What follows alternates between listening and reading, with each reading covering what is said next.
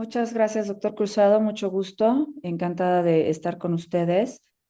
Voy a tratar de compartir mi pantalla. Les vamos a platicar sobre una técnica quirúrgica nueva que estamos haciendo en la Asociación para Evitar la Ceguera en México, que es donde me formé en oftalmología y en retina, y de donde estoy adscrita actualmente.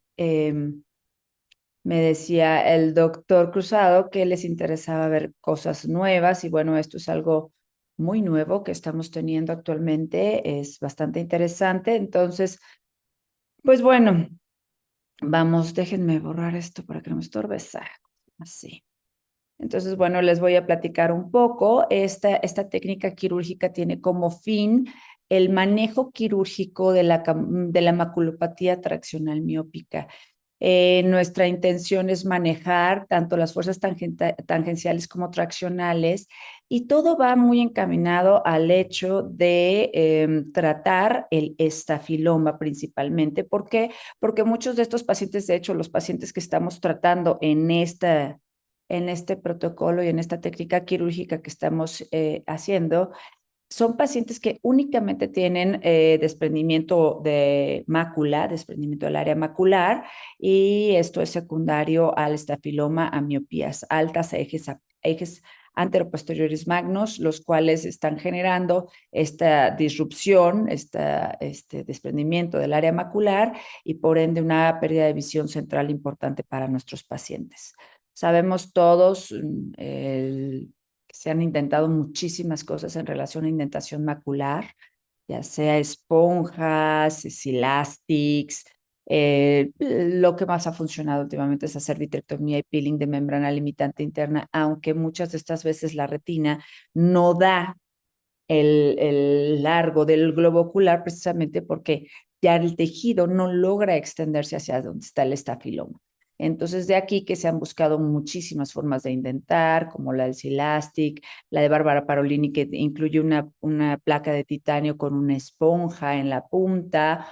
Actualmente el doctor Akduman, que está en Illinois, tiene esta prótesis en la cual se suturan estos es de titanio y se hace una indentación en polo posterior con esto. Lo que pasa aquí es que nosotros estábamos pensando como mucho en el punto de que primero, estas cosas, instrumental no está accesible en todos lados, no está comercialmente accesible, generalmente suele ser bastante caro. O sea, he armado yo algunas de las prótesis de la doctora Bárbara y bueno, se tiene hasta que conseguir la placa de titanio, entonces sí, no es como que digamos súper fácil o súper accesible, aunque ella ya lo está haciendo como para hacerlo de forma comercial, igualmente el doctor Actuman. Y por supuesto aumenta muchísimo la complejidad en el procedimiento quirúrgico. Entonces, aquí lo que nosotros en algún momento estuvimos viendo es que había una ventana de oportunidad. Buscábamos un material biocompatible de bajo costo que pudiera ser un poco más accesible y más manejable. Y estaba el doctor Efraín Romo viendo varias cosas y se le ocurrió valorar el uso del perfluorotetraetileno, que es el Gore-Tex, el material que se utiliza para el Gore-Tex, que es con lo que suturamos los lentes. Ese material se usa en cirugía cardiovascular y en cirugía ortopédica y es muy maleable. Es inerte, se esteriliza, es moldeable, es como una tela. Y este que le estamos poniendo aquí, que es el expandible, es poroso. Entonces, la ventaja que tiene al ser poroso es que permite la migración de fibroblastos y se hace, o sea, digamos que se integra completamente al tejido para poderse quedar ahí, ¿no? O sea, bueno, ya sabemos que se ha utilizado en muchas cosas, como les dije, en oculoplástica, en vía lagrimal, y pues este material es el material con el que suturamos muchos lentes. El primero que hizo esto de nuestros colegas de la Asociación para Evitar la Ceguera es el doctor Efraín, metió un pedazo muy grande en el cual intentaba generar un aumento de volumen, una indentación localizada, A partir de aquí, nosotros nos pusimos a estudiar el área que se requería de indentación, el volumen que necesitábamos para hacer el implante, cómo lo íbamos a hacer, cómo lo vamos a manejar, con qué íbamos a llevarlo a la parte posterior. Hemos realizado muchas opciones con el asa de Snellen, con pinzas, con candelabros, con indentadores, todo esto con el fin de poder llevar este implante de forma localizada a la parte posterior. Y entonces, bueno, aquí es donde les voy a presentar uno de los casos y algunos de los approaches o bueno, seguimientos que hemos hecho a través durante la cirugía para asegurarnos de la localización, porque bueno, no resulta tan sencillo, se puede llevar a la parte posterior como van a ver ahorita y a veces el hecho de dejarlo en la localización exacta es todo un reto, pero funciona muy, muy bien. Ya tenemos ahorita más de 20 casos y la verdad es que tenemos muy buen resultado. Entonces, como les dije, esto va encaminado a manejar el estafiloma como tal y bueno, lo que vamos a hacer es hacer una disección de la conjuntiva temporal superior, una vitrectomía. Esta vitrectomía tiene más como finalidad, no vamos a hacer un peeling de la limitante interna, la vitrectomía la hacemos para generar una hipotonía y poder manejar de manera más adecuada la indentación. Este es el implante que estamos utilizando de perfluorotetraetileno, como les dije, se refieren a ambas orillas del implante. Se usa un asa de Snellen, evidentemente aquí lo estamos viendo invertido, pero entramos por la disección de la conjuntiva temporal superior, o sea, epiescleral, pues. Con esas suturas lo que hacemos es poder recuperar el implante. Es bien importante tener bien disecada. Y fíjense nada más como van a ver aquí, usamos un candelabro a veces y actualmente lo hacemos ya nada más con la pura endoiluminación. Fíjense cómo ve uno cómo va caminando por la epiesclera, llegas al área macular y aquí en el área macular, fíjense en esta sombra blanca que están viendo aquí, se ve perfectamente bien el implante, cómo lo estamos moviendo por debajo del estafiloma. Lo vamos a dejar localizado en esta zona y aquí viene el reto, es hacerse hacia atrás sin jalar el implante, luego hacemos un intercambio agua-aire. En relación a dónde dejamos el implante, hemos buscado varias opciones, como por ejemplo hacer un OCT intraoperativo en el cual podemos ver cómo vamos caminando. La cosa aquí es que a la hora de llegar al área macular y hacer la indentación, por supuesto, se sale la imagen. Otra es hacer un ultrasonido intraoperativo, que nos genera una sombra acústica bastante buena.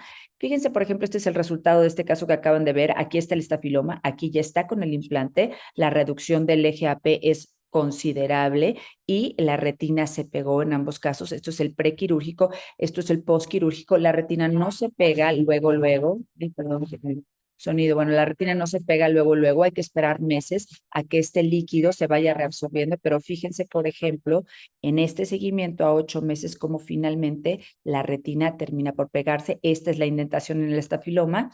Vean, les quiero regresar aquí el cuadrito aquí. Una antes, una antes, una antes. Aquí, fíjense cómo se ve el cuadro de la indentación. O sea, se ve perfectamente bien puesto el implante en el área del estafiloma y eso genera la aplicación de la retina y la reabsorción del líquido a largo plazo.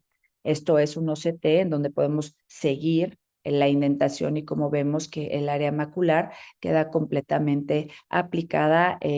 A nosotros al hacer la indentación favorecemos la reabsorción del líquido subretinal en el área macular y por ende la recuperación visual. Eh, tenemos varios pacientes ya, tenemos bastantes buenos resultados y bueno, pues esto es básicamente lo que les quería yo compartir sobre este caso para que no sé si quieren comentar.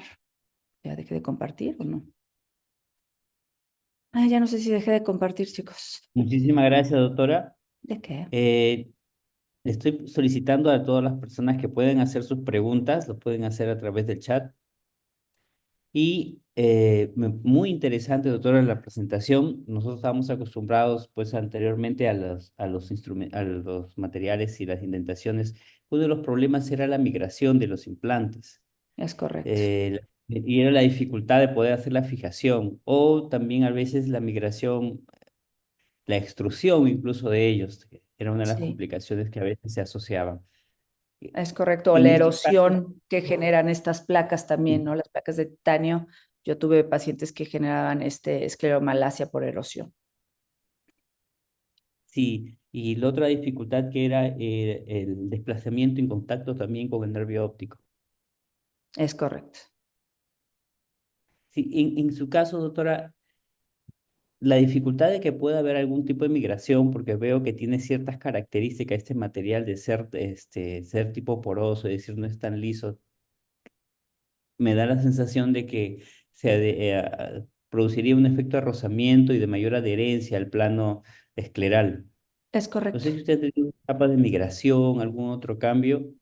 Tenemos casos de migración, tenemos dos casos de migración, pero más bien nos parece que a la hora de nosotros retirar ¿cómo se llama esto? La pinza o el asa de Snellen, nosotros mismos retrajimos el implante sin querer. Son desplazamientos hacia las arcadas, por ejemplo, y en otro, y en el segundo que te digo, hizo un desprendimiento coroideo y entonces no pudimos ver exactamente en dónde estaba el implante y está ligeramente desplazado hacia temporal. Aún así, el hecho de modificar la curvatura escleral hace que nuestros pacientes tengan un buen resultado visual.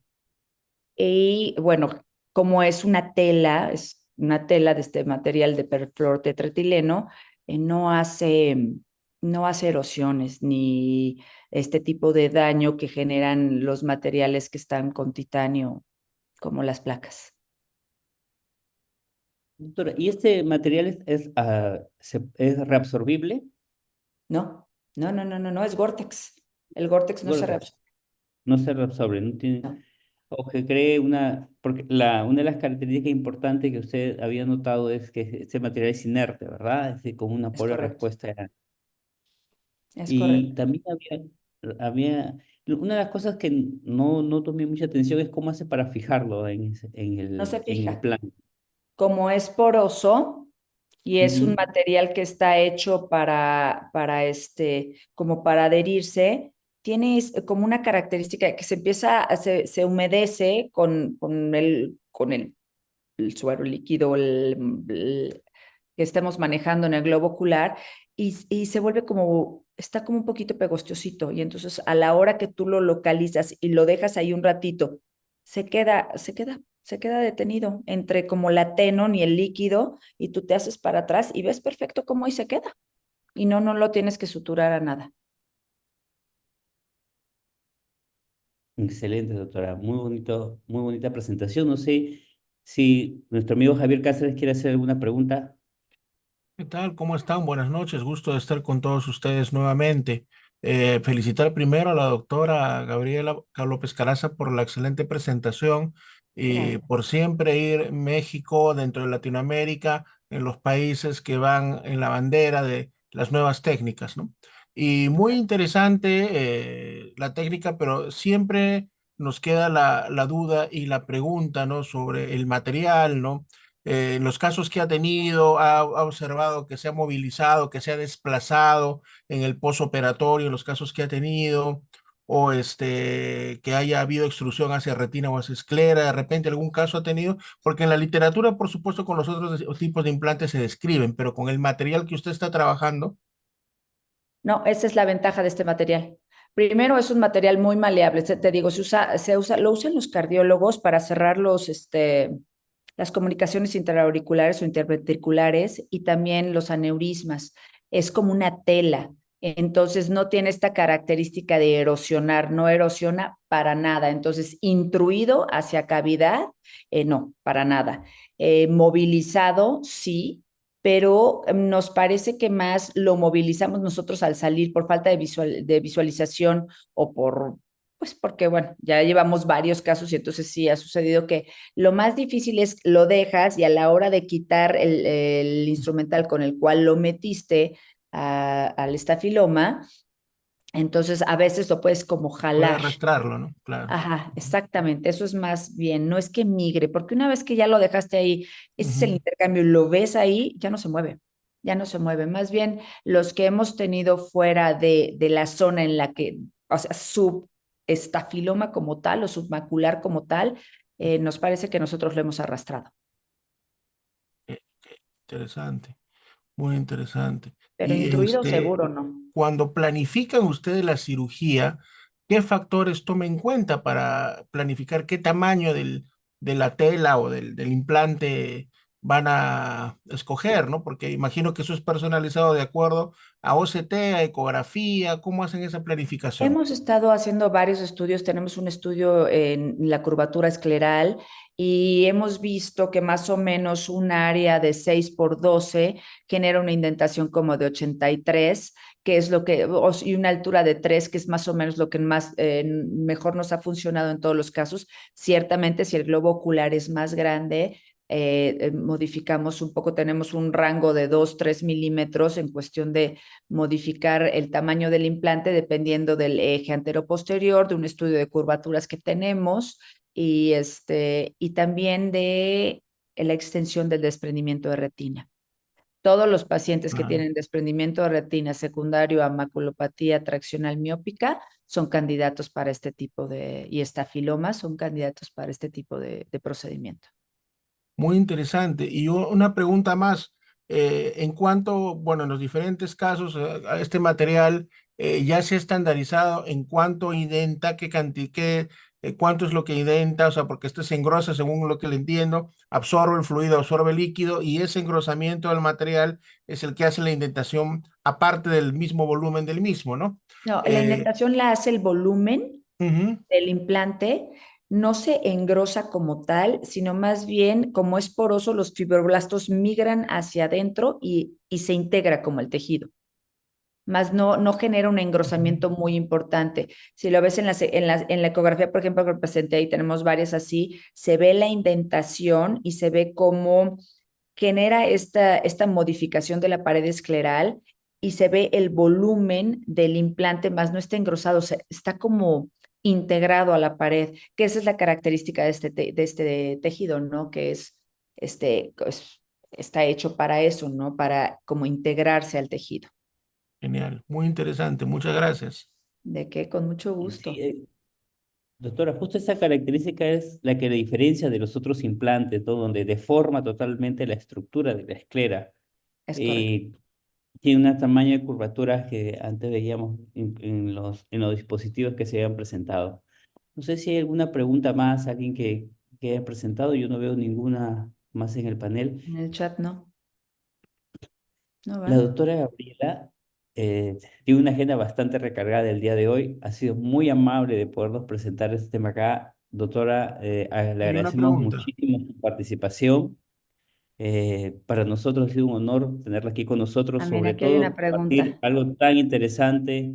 A ver, sí, aquí hay una, antes que Los se... criterios de selección son todos aquellos pacientes que tienen desprendimiento del área macular, fobiosquisis, secundario estafiloma. O sea, todo aquel paciente con maculopatía traccional miópica que tenga un estafiloma y que tenga un desprendimiento del área macular son candidatos a realizar este procedimiento, porque precisamente el desprendimiento es secundario a la elongación de la esclera, al estafiloma como tal, y eso es lo que buscamos resolver, el estafiloma mediante la indentación. Entonces, lo que estamos haciendo es aproximar la esclera hacia la retina. Así es. No sé si hay alguna pregunta más. Yo creo que no. La doctora sé que tiene ya una agenda bastante recargada. Doctora, le agradezco muchísimo. De Muchas que gracias mil por la disculpas por presentación. tenerme que Estamos retirar. Perdón. perfecto. Excelentísimo, doctora, muchas gracias. Muchas Encantada, gracias. encantada de haber estado con ustedes. Muchísimas gracias. Que les vaya muy bien. Gracias. A continuación, en el segundo caso que se va a presentar, va a estar a cargo de la presentación el doctor Javier Cáceres. ¿Cómo están? Muy buenas noches nuevamente aquí en Lima con un poco de frío, ¿no? Aunque yo lo veo ahí a David en mangas de camisa solo con su mandil. Es muy caluroso, creo, pero acá la mayoría en Lima estamos con un poco de frío. Bueno, entonces vamos a continuar con los casos, así que tengo el gusto de presentar al doctor Carlos Salgado, médico egresado de la Universidad San Martín de Porres de Lima y hizo su residencia de oftalmología en el IRO de Trujillo y su especialidad de retina y vitro en la unidad láser Barranquilla en Colombia. Y actualmente médico de la clínica oftalmomédica aquí en Lima, Perú. Entonces, damos la bienvenida para que nos presente su caso. Tenemos 10 minutos para el caso, doctor Cruzado. Así es. Muy bien. Lo escuchamos, doctor. Bienvenido. Acá está. Bueno, les voy a presentar un caso clínico pues muy bonito. Este lo trabajamos mucho desde que era fellow hasta el seguimiento mucho después. Esta es la historia de una paciente mujer de 19 años que nos acudió a la consulta por una disminución progresiva de la agudeza visual, más o menos 6 meses de evolución. Ella refiere que cada día veía un poco peor. Niega todos los antecedentes, tanto personales como familiares, y como vemos en la agudeza visual, pues el ojo derecho tenía una agudeza de 20/20 y el ojo izquierdo era 20/400. Segmento anterior no tenía nada. Cuando hacemos las imágenes del fondo de ojo, en el ojo derecho no vemos alteraciones en el polo posterior, pero en el ojo izquierdo sí vemos algunos cambios, sobre todo al nivel del nervio óptico y de la mácula. Vemos acá en el nervio óptico esta coloración grisácea, amarillenta, más oscura, y la mácula también hay una alteración en cuanto a la arquitectura normal. Le solicitamos una tomografía a la señora, pensando pues ya teníamos algunas ideas, y en el ojo derecho vemos que se encuentra completamente normal, un grosor y una arquitectura retiniana adecuada. Pero en el ojo izquierdo vemos esta imagen. Vemos fluido subretiniano, vemos quisis retinal que abarca casi todo el área macular, y medimos el grosor de la mácula en 524, bastante grande. Cuando hacemos un barrido y pasamos el escáner sobre el nervio óptico, también vemos estos cambios, vemos esta protrusión a nivel del nervio óptico, vemos cómo existen áreas de gliosis sobre el nervio óptico, lo logramos medir, y con esta, tanto la parte clínica como la parte imagenológica, pues hacemos el diagnóstico primero de una foseta, un PIT de nervio óptico, y segundo, una maculopatía de nervio por PIT de nervio óptico. Y entre esto, pues pensando qué hacemos, es una chica muy joven, ¿qué le podemos ofrecer? Lo que pensamos en ese momento fue hacerle una vitrectomía con inserción de flap escleral y gas. Acá vemos la cirugía como tal. Primero hacemos una peritomía en el lugar, pasamos el cauterio donde vamos a retirar el flap escleral. Nos insertamos ya en la vitrectomía, vemos, localizamos el PIT, se empieza a trabajar sobre este. Colocamos triamcinolona para que nos facilite la visualización de la hialoides y poder desprenderla completamente. En pacientes jóvenes, pues sabemos que esto es bastante más complejo que en pacientes mayores. Cuando vemos el PIT, vemos cómo hay un flujo de líquido que sale de este cada vez que se acerca la punta de vitrectomía. Se trabaja con mucha delicadeza, sin tratar de producir ninguna lesión extra a las que ya presenta la paciente. De la esclera empezamos a hacer un corte de 0,2 milímetros y bastante pequeño, con mucha delicadeza, con un cuchillete de 15 grados. ¿Para qué? Para usar este flap escleral y colocarlo en el PIT. Ahí vemos luego con una pinza más grip, agarramos, colocamos este flap y lo introducimos por el trocar. En ese momento estamos trabajando completamente bajo aire. En el primer intento fue en líquido y voló completamente, ¿no? Para evitar estas cosas preferimos, o es preferible, trabajar bajo aire. Con la misma pinza tratamos de colocar esto con mucha delicadeza, introduciendo el flap escleral completamente en el PIT, tratando de sellarlo al 100%. No es un procedimiento sencillo, es bastante complejo. La visualización bajo aire también no ayuda al 100%, pero con mucha delicadeza y paciencia se puede lograr esto. Finalmente vamos a hacer acá un intercambio líquido-aire. Bueno, ya estamos en aire y vamos a hacer un intercambio hacia gas.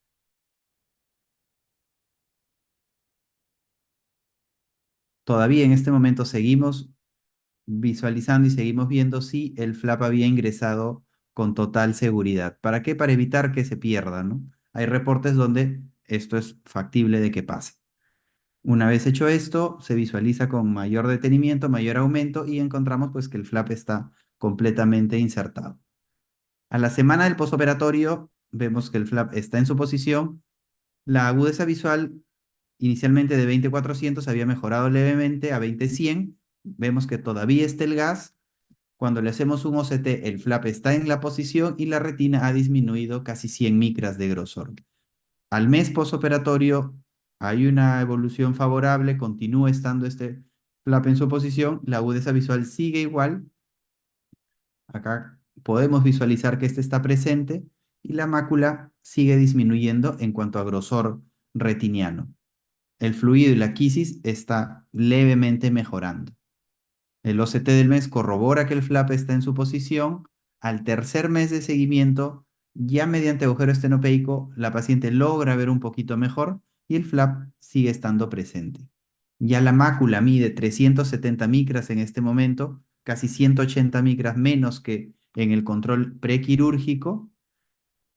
Al sexto mes ya tenemos una agudeza visual bastante mejor, ya está en 20-50 sin necesidad de corrección.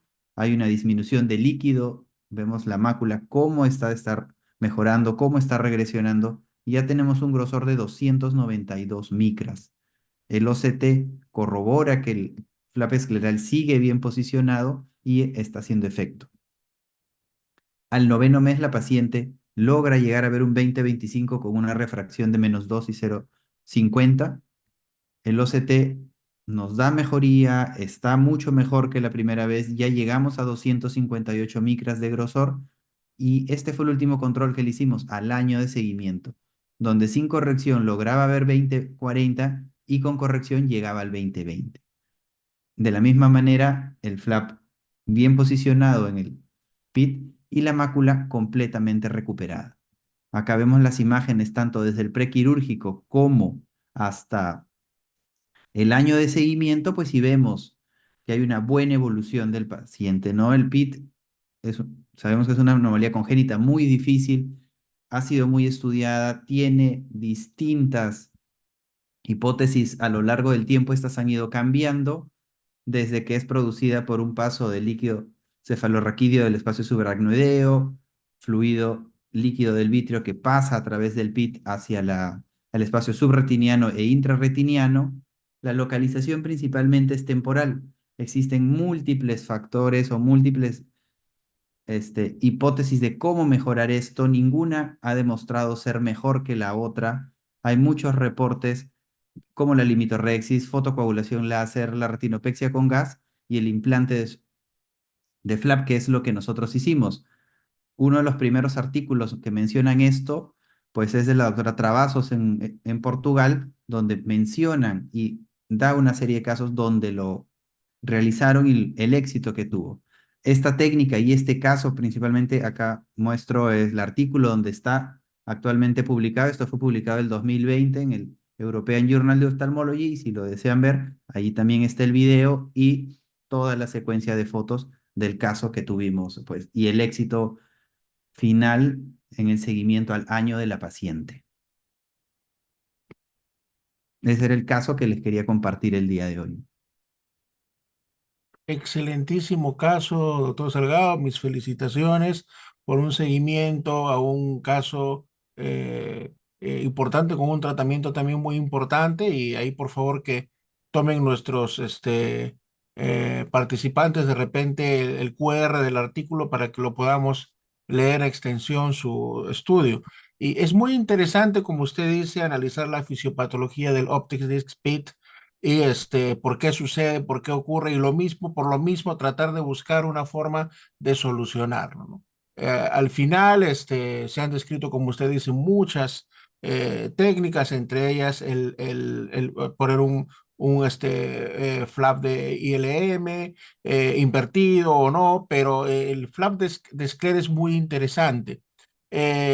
¿Por qué cree usted o usted a qué atribuye que puede haber tenido o pueda tener más éxito un flap de esclera que, por ejemplo, uno de ILM en el tratamiento de estos casos?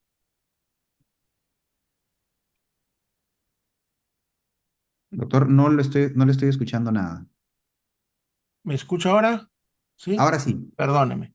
Le decía aquí que muy, bueno, que muy interesante el caso, pero que hay diferentes tratamientos, entre ellos hacer el flap de ILM, hacer liberar solo la tensión que han demostrado, la tensión en la retina, que han demostrado que puede resolver para tratar de mover el fluido, pero el poner un flap, en este caso de esclera, ¿a qué atribuye usted que tiene más tasa o más éxito que poner un flap, por ejemplo, de ILM o alguna de las otras técnicas, y que según lo que usted ha investigado o según la experiencia con su caso? Pues en experiencia personal solo tenemos este caso, es el único que hemos hecho y lo reportamos. En cuanto a la fisiopatología, ¿por qué se produce esto? Pues la última hipótesis y la más estudiada y la más, como quien dice, aceptada en este momento es la que hay un paso de fluido de vitrio licuefactado de la cavidad vítrea por el PIT y que entra hacia los espacios intrarretinianos y subretinianos. Al poner un tapón o algo que imposibilite ese flujo, pues puede mejorar y la retina va a ir eliminando el líquido que presenta. De la misma manera, la hipótesis anterior era que había un paso de fluido de líquido de líquido cefalorraquídeo del espacio subaracnoideo que reviste al nervio óptico y este pues también se vería limitado a la hora de poner un tapón directamente en el PIT. Claro, pero la pregunta es, ¿por qué este tapón en el caso bueno, de la serie de casos que usted ha mencionado del primer autor y el caso que usted ha encontrado, ¿por qué tendría más éxito poner de esclera, no de ILM, ¿no? O sea, es interesante pensar que de repente la ILM es muy frágil para la presión, ¿no? Que el esclera, pero su flap es muy delgado también, ¿no?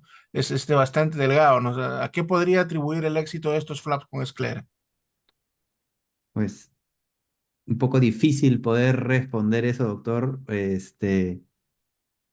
Como también analizamos muchos reportes de casos, muchos artículos, unas de las series más grandes solo tenía 5 casos, o sea, no hay mucha información, todas las evidencias que encontramos pues daban casi igual significancia al no tener evidencia estadísticamente significativa para mejorar o hablar de que un tratamiento sea mejor que el otro.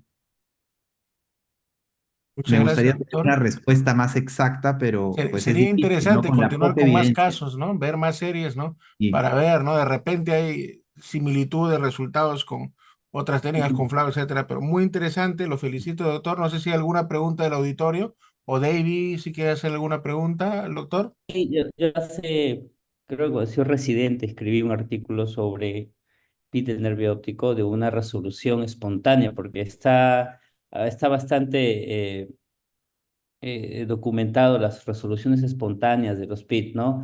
Justamente por lo que has comentado, porque en ese caso hay una variación entre si es LSR versus este líquido vítreo que filtra a través del PIT.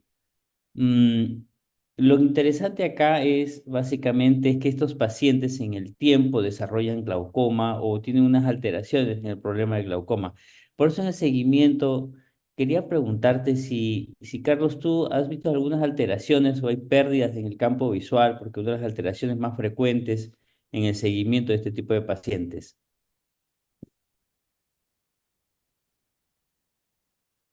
Dejé de escuchar. ¿Me llegaron a escuchar? No, no sé. No, Davis, Javier, ¿te Yo escuchas? sí te escuché muy bien, David. yo lo Ya. último que escuché fue glaucoma. Bueno, a ver, Carlos, te voy. Muchos de los pacientes con problemas de epi del nervio óptico cursan con problemas de glaucoma o tienen alteraciones de las presiones. Quería saber en tu caso, de los que han tratado en el seguimiento, si en esos han desarrollado, han tenido alguna alteración de, correspondiente a glaucoma o es que han desarrollado en el tiempo o cómo se han mantenido desde ese punto de vista. Pues en este caso en particular, vimos a la paciente y tenemos las imágenes hasta el año. Volvió al control más o menos a los 2 años y medio. No había tenido aumento de la presión intraocular. En ningún momento del seguimiento tampoco hizo picos hipertensivos, los que requerirán tratamiento, es decir, no hubo no hubo esta condición, al menos en este caso no. Solo tengo pues la suerte, mala suerte de tener un solo caso de estos como experiencia.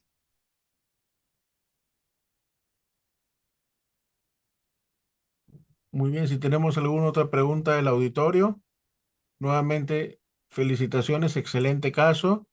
Y esto nos da motivación para seguir innovando con estas técnicas interesantes. Si no hay alguna pregunta más del auditorio, David, damos pase para que presentes a nuestro querido amigo Manuel. Gracias, Sí, doctor Salgado. No, a Felicitaciones. ustedes muchísimas Muchas gracias por gracias. la invitación. Carlos, muchísimas gracias. Muy interesante caso sobre una técnica quirúrgica que es importante porque a veces hay casos en los cuales a veces no se puede, no podemos muchas cosas que ofrecerle al paciente. Ve uno cómo van progresando sus lesiones. Sí, sobre todo Eh, ¿no? Que era una chica muy joven, ¿no? 19 años y venía por una segunda opinión de qué hacer. entiendo, entiendo. Muy bien, ahora vamos a continuar con la siguiente parte. En este tercer caso de presentación. A ver.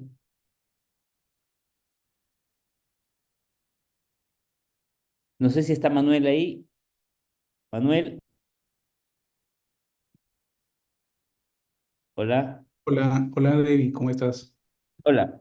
Muy bien, tengo el gusto de presentar al doctor Manuel Segarra. Él es médico cirujano de la ciudad de Trujillo, de la Universidad Nacional de Trujillo, graduado de la Universidad Católica Nuestra Señora de la Asunción de Paraguay como oftalmólogo. Hizo el fellowship de retina y vitrio en la Fundación Visión de Paraguay. Ha hecho múltiples especialidades como ecografía ocular también y actualmente es el jefe de servicio de oftalmología del Hospital de Alta Complejidad Virgen de la Puerta de Salud. Es delegado del Young Ophthalmology de la Sociedad Panamericana de Oftalmología, presidente del capítulo de oftalmólogos jóvenes y miembro de la Sociedad Peruana de Oftalmología, de la Sociedad Panamericana de Oftalmología y de la Sociedad Panamericana de Retina y Vitrio. Nos va a presentar un caso muy interesante, así que con todo gusto te escuchamos, mi querido Manuel. Muchas gracias David, ante todo gracias por la invitación. Siempre es un gusto compartir con ustedes. En este caso, algo que me apasiona, la cirugía de vitreoretina en casos complejos de retinopatía diabética proliferativa. Voy a presentar dos casos muy breves sobre el manejo en cuanto a vitrectomía con técnica unimanual para este tipo de casos. El primer caso se trata de un varón de 74 años, diabético tipo 2, hipertenso, insuficiencia renal crónica, glaucoma. Tenía todos los tickets de la rifa este paciente. Además era ciego ya de un ojo y su único ojo, el ojo izquierdo, tenía una presión elevada y un desprendimiento de retina traccional, como se ve en la imagen. Entonces este paciente acude por cirugía para tener una última esperanza de volver a ver en este ojo. Se decidió realizar una cirugía de vitrectomía y facoemulsificación combinados. Esa es la primera parte. En la cirugía de vitrectomía se encuentra el desprendimiento de retina traccional con una adhesión vitreoretiniana que tracciona todo el polo posterior. Se procedió a hacer la vitrectomía de central, a traccionar las membranas para empezar a disecar todo este material fibrovascular que estaba adherido al polo posterior. También vemos cómo se empieza a hacer una disección del vitro periférico para liberar la zona central. Y acá tenemos una dificultad que es el regma. El regma es bastante frecuente cuando se usan pinzas y eso es algo que ha ido cambiando con el tiempo. Cada vez usan menos pinzas, solo la punta de vitrector para evitar estos regmas, pero de todos modos se logró controlar con líquidos pesados. Finalmente hacer una panfotocoagulación bastante extensa y hacer un intercambio aire con aceite de silicón para poder aplicar a la retina nuevamente. Este paciente evolucionó afortunadamente bastante bien. Tenemos el primer día postoperatorio, una visión de movimiento de manos, pero teníamos una presión intraocular elevada. Por lo tanto, se consultó con el especialista en glaucoma, quien decidió ponerle una válvula, acá podemos ver la válvula, con lo cual se pudo controlar el caso. En los días posteriores, el paciente siguió evolucionando su presión intraocular y logramos hacer un control del desprendimiento de retina traccional y llegar a una visión de 20/20, ¿no? Actualmente este paciente se mantiene con su silicón a espera de que en algún momento lo podamos remover. El segundo caso es un caso similar, pero este ya es un diabético tipo 1, un paciente mucho más joven, ¿no? Estos pacientes jóvenes hacen cuadros más agresivos. Como puedo ver, también solo le queda un ojo, el ojo derecho estaba en tisis bulbi por un desprendimiento de retina traccional. En el ojo izquierdo encontramos hemorragia vítrea, membrana epirretiniana y un síndrome de tracción vitreoretiniana. Entonces, también se planificó una facovitrectomía, eh, o sea, a continuación, donde inicialmente hacemos una cirugía de facomulsificación, acá ya habíamos terminado, y encontramos ahí la hemorragia vítrea bastante densa. Inicialmente removemos el vítreo anterior y procedemos a hacer toda la liberación del vítreo a nivel de la periferia para quedarnos con la parte central, con todas las adherencias y los puntos de coincidencia. Y eso es lo que nos permite hacer la vitrectomía moderna. La vitrectomía 25G nos permite usar el vitrector como un PIC con succión, corte, con levantar y cortar, nos permite seccionar las membranas, remover sin causar regmas. Y esto es algo que para mí ha sido una gran ayuda ahora. Me permite tener menos posibilidad de regmas. Y pues siempre hay que hacer una buena remoción del vítreo periférico, dejarlo más limpio de vitrio. En este caso yo nunca uso trencinolona, dado que el hemovitrio me tiñe el vitrio y me permite visualizarlo sin ningún problema. Una vez ya controlada las hemorragias, gracias al aumento de presión y a los trócares valvulados, procedemos a hacer una fotocoagulación bastante extensa, dejando solo al polo posterior libre para que el paciente pueda recobrar. Ahora teñimos con azul brillante y empiezo a remover ahí la membrana hiperretiniana que tenía el paciente. De este modo se libera la mácula y algunos sangrados que generan la remoción de la membrana, pero para este caso, a diferencia del anterior, uso este gas SF6, el cual me permite un adecuado tamponamiento y controlar también la hemorragia intraoperatoria. Este paciente también evolucionó felizmente adecuadamente. Este es su posoperatorio. Llegado actualmente a tener una visión de 20/50. Este es un paciente recién operado. Vemos en la parte superior todavía el remanente de gas. Las presiones están controladas, la retina aplicada. Su tomografía vemos que se mantiene la arquitectura con pues, algunos cambios en la superficie. Y pues pasamos de ese cuadro de retinopatía diabética proliferativa con membrana a este cuadro mucho más controlado. Las conclusiones de la presentación son que el uso de anti-VEGF previo es útil, eso no lo había mencionado, pero en todos los casos, retinopatía diabética proliferativa, uso entre 2 a 4 días antes el anti-VEGF. En este caso, el Avastin es el que más uso y me va muy bien con el control de la hemorragia intraoperatoria. La facovitrectomía también me permite una buena visualización y evita que el paciente tenga que ingresar nuevamente por una cirugía de faco. El uso del calibre 25G valvulado con altos cortes, en mi caso es ideal para hacer una adecuada disección del tejido fibrovascular sin necesidad de usar tijeras o necesidad de usar pinzas. Actualmente solo con el calibre 25G, mediante la técnica Lift and Shave, ¿no? Que preconizada por la doctora María Barrocal, logro poder liberar todas estas tracciones del polo posterior y mantener la retina aplicada. Solo mencionar que cada vez soy más partidario de la tendencia a operar de forma precoz. Esto ya fue publicado por la doctora María Hortensia Barrocal, ¿no? Donde en su serie de casos se ve el beneficio de la cirugía vitreoretiniana en caso de retinopatía diabética proliferativa. Es lo que quería compartir con ustedes y una vez más, muchas gracias por la invitación.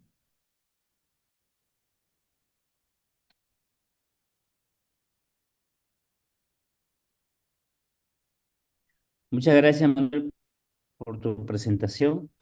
Ha sido muy interesante. Am, no sé si hay alguna pregunta para nuestro amigo Manuel.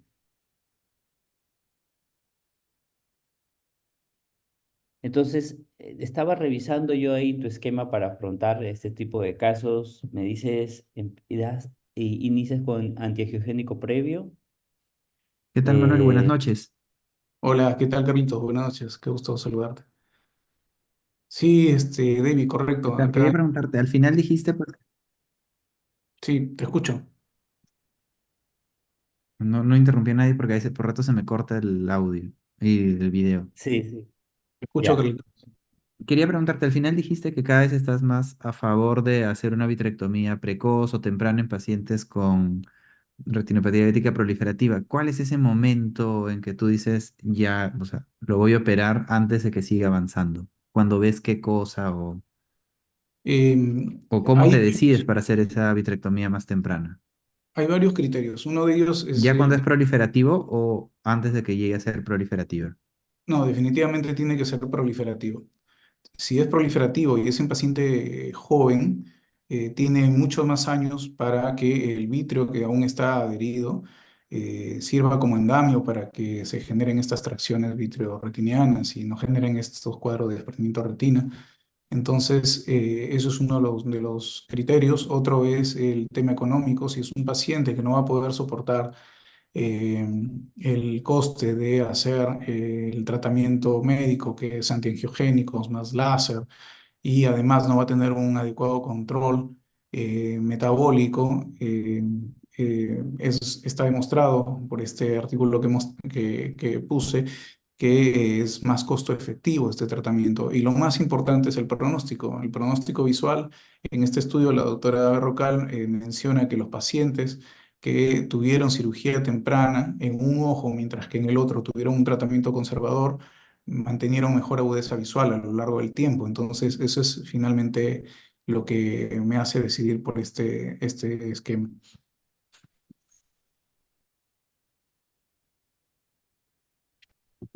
Muy interesante. Para ir retomando lo que estábamos conversando también, Manuel, ¿por qué no eres partidario o es por más tu habilidad de no usar la técnica bimanual? ¿O es porque te sientes más cómodo?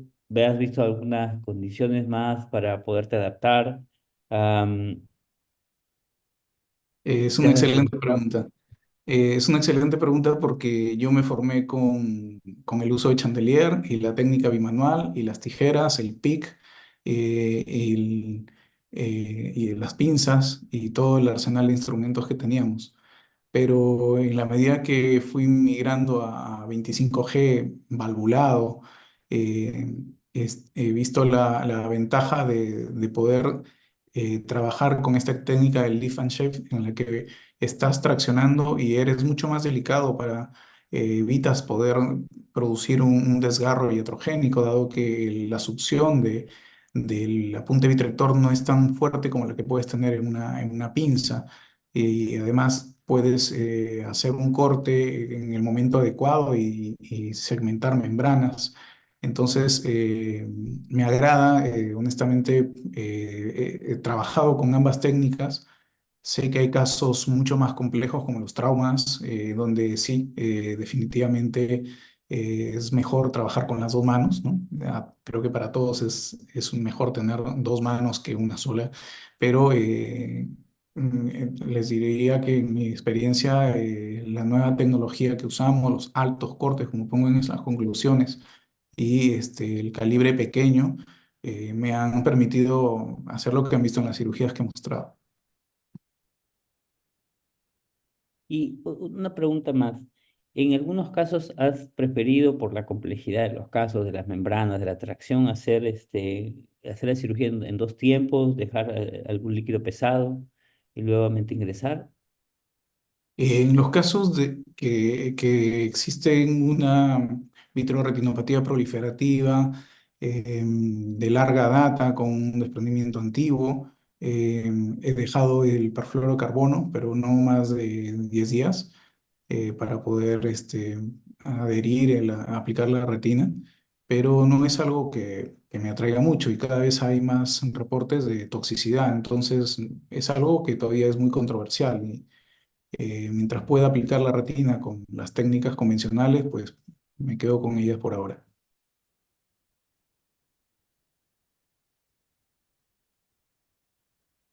No sé si hay alguna pregunta más, tú, Javier. Excelente, Manuel, tus casos, excelente tu presentación y bueno, pues las cosas van cambiando, migrando, ¿no? Como dices anteriormente, se ha tenido una preferencia, más que todavía algunos la tienen, ¿no? Pero los resultados mostrados por la doctora Berrocal y por muchos colegas están pues demostrando que es una opción muy importante que tenemos para estos casos y sobre todo considerar la vitrectomía temprana, que en muchos centros como los nuestros de salud es un poco difícil porque ya los pacientes vienen un poco recorridos, por no decir otra cosa, con tiempos de espera muy prolongados. No sé si hay alguna pregunta por parte del auditorio. Sí, buenas noches, doctor Cáceres. Para el doctor Segarra la pregunta. ¿Normalmente considera utilizar algún gas al final del procedimiento? A veces es difícil la decisión, sobre todo en pacientes que tienen mala visión en el ojo contralateral. Uno quiere dejarles líquido para que la visión les mejore en el breve plazo. Pero de pronto algún criterio para dejarles F6 o C3, F8 que nos pueda dar alcance. Sí, en los tamponades tenemos la opción de usar aceite, gas, perfluorocarbono líquido pesado o agua, solución salina. De acuerdo a la evolución del cuadro durante la cirugía, si tenemos, en mi caso, como en el primer caso que mostré, tenía un desprendimiento de retina muy bulloso y de larga data, prefiero usar el aceite de silicona. Pero en los casos donde no tengo un desprendimiento de retina bastante antiguo y que no pueda confiar en su aplicación, pues como este caso, fíjense cómo estaba la retina, prefiero usar el gas porque además me permite un mejor control de la hemorragia posoperatoria, que es algo bastante frecuente. Muchas veces terminamos la cirugía, salimos de la cirugía y hay algún tipo de fuga a nivel de los trócares y eso descomprime el ojo y esa hipotensión causa hemorragia postquirúrgica que nos dificulta mucho la recuperación. Entonces es individualizado, pero sí, yendo a la pregunta en concreto, casi siempre utilizo algún tipo de tamponamiento, en los casos más leves el SF6 y en los casos más complejos el perfluorocarbono líquido. Gracias, doctor. Maestro, buenas noches. ¿Qué tal? Buenas noches. ¿Cómo está, maestro? Buenas noches. Excelente presentación. Una consulta respecto a a los pacientes que tienen aceite de silicón.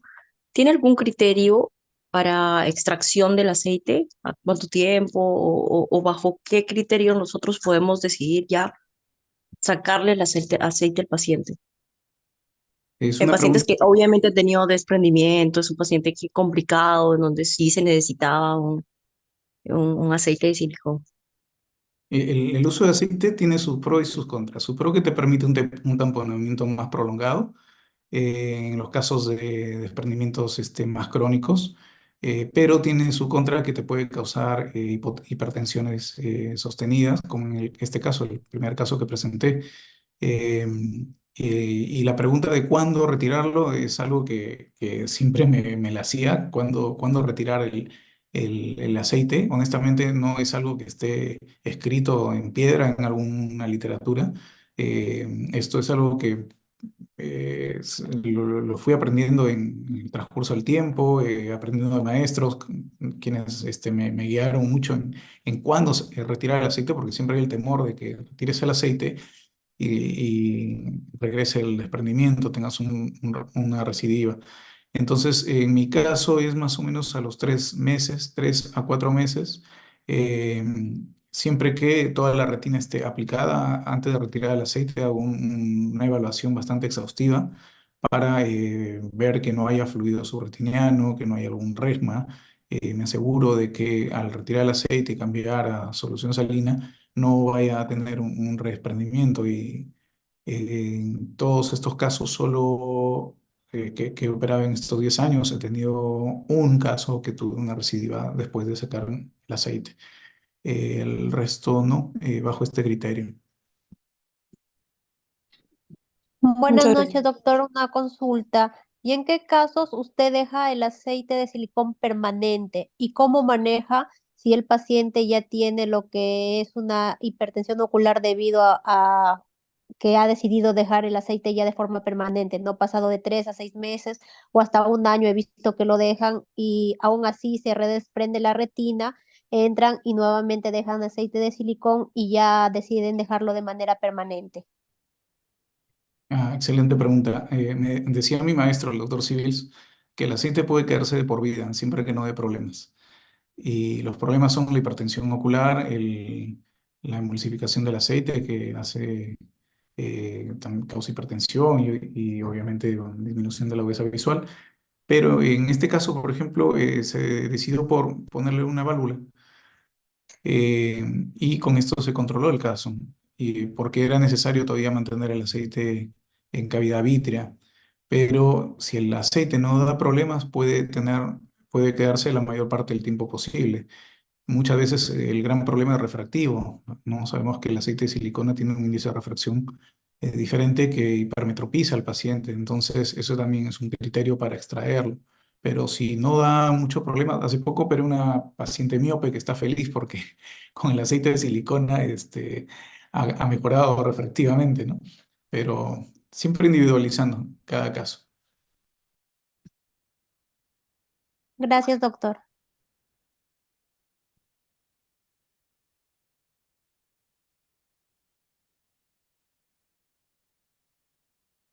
Muy bien, dado que no hay más preguntas, agradecemos mucho la participación de nuestros expositores y les agradecemos la asistencia del día de hoy. Además, esperamos estar presentes para la siguiente reunión del mes de junio. Muchísimas gracias a todos por su, por su asistencia y a nuestros expositores por su presentación. Muchas gracias, David, muchas gracias a todos y hasta Gracias, pronto. Carlos.